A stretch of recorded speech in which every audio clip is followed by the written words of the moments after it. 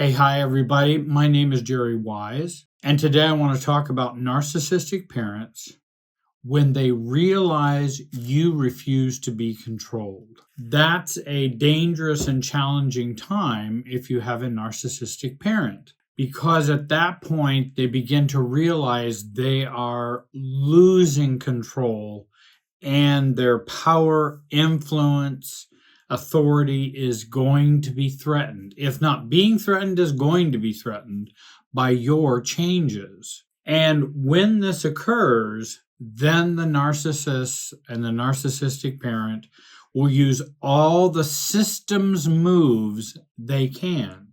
And if you'll notice, when I give you these categories, and I have a number of them I want to share with you, then I'm going to be sharing with you some tips and what you should begin to work on in light of this common pattern that occurs, that they are going to use these systems moves because all of them are systems related, meaning they are done so that the system will get you back into place. They'll get your puzzle piece of you back into the puzzle where it belongs and where it fits, at least according to them, and at least the way it feels for the family super self, I call it, the way you are supposed to be in the family.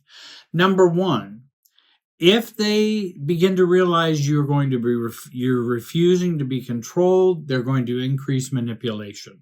And that's where I see them shuffling the deck.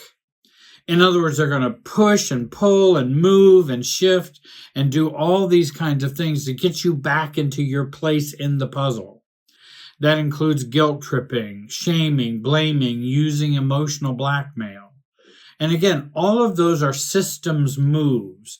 They're moves to adjust the system and the way it's functioning with you in it. Secondly, rage and aggression. When they realize, I may be losing control, or they're not respecting me like I think they should, or they are trying to become more autonomous or independent. Oh my, now we're going to have some real threats, attempts to intimidate, and basically they turn into a toddler wanting their way.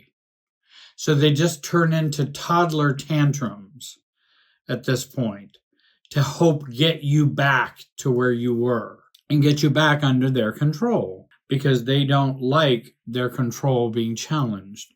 Number three, they will play the victim. And playing a victim is a systems role. It's a family systems role, being a victim. And the narcissistic parent will portray themselves as the victim, seeking sympathy from others. And this can involve spreading false narratives about you to friends or family or colleagues and painting you as ungrateful or abusive. And again, they're going to play the victim, borrowing self by lying about you.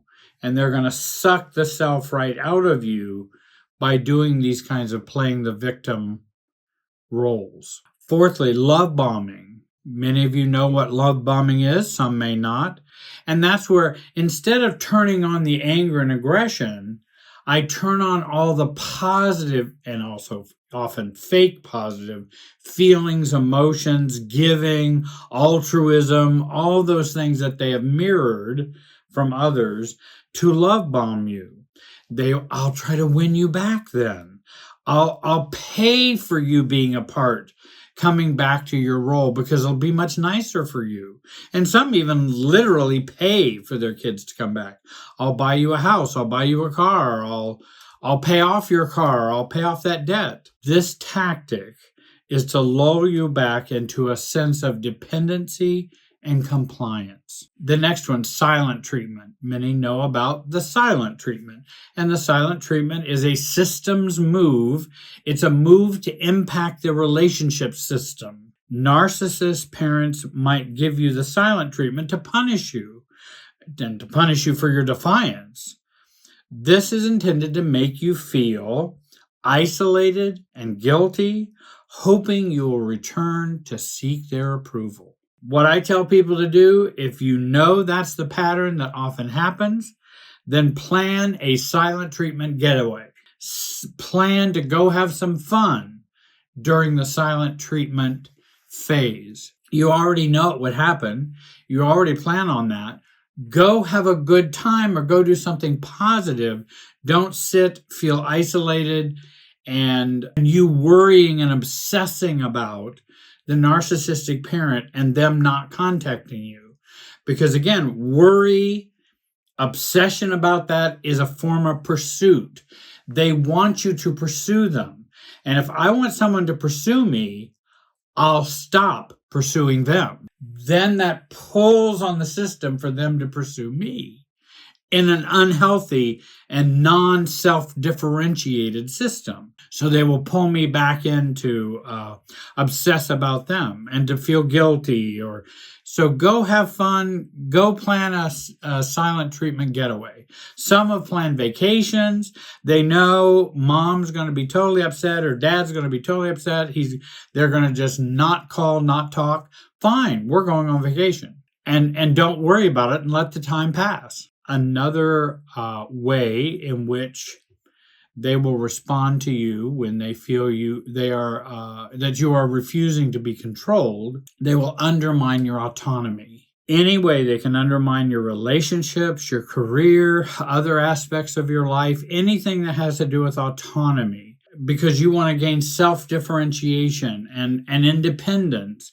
And when we try to do that, that does not make the narcissistic parent happy. They want you to be glued to them, not autonomous, not separate in terms of a separate self or a mature self. Another approach they will use is triangulating. And we all know about triangulating, which we talked a little bit about that up above, but triangulation and smear campaigns.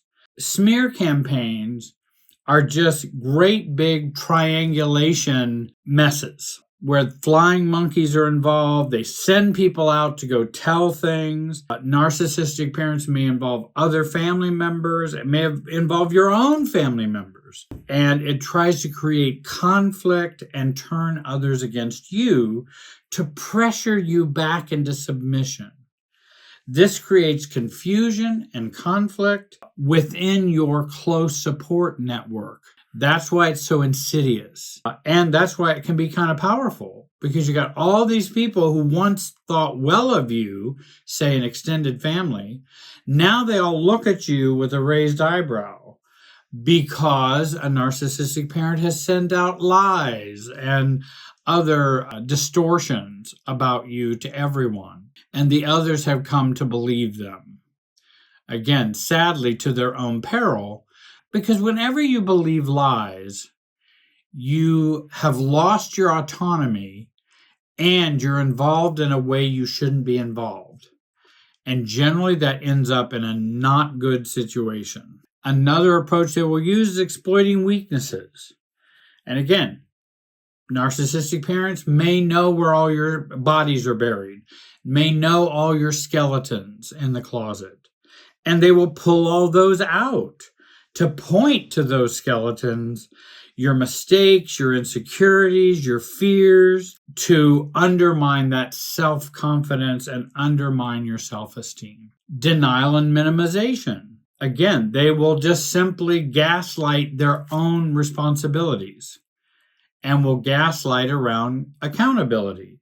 No, I didn't do that. I never did that. That isn't what I was planning. That isn't what I meant. They minimize your grievances and your complaints. They deny them over and over again. They distort them. They deflect from them. And then in the hopes that we begin to question our own sense of reality.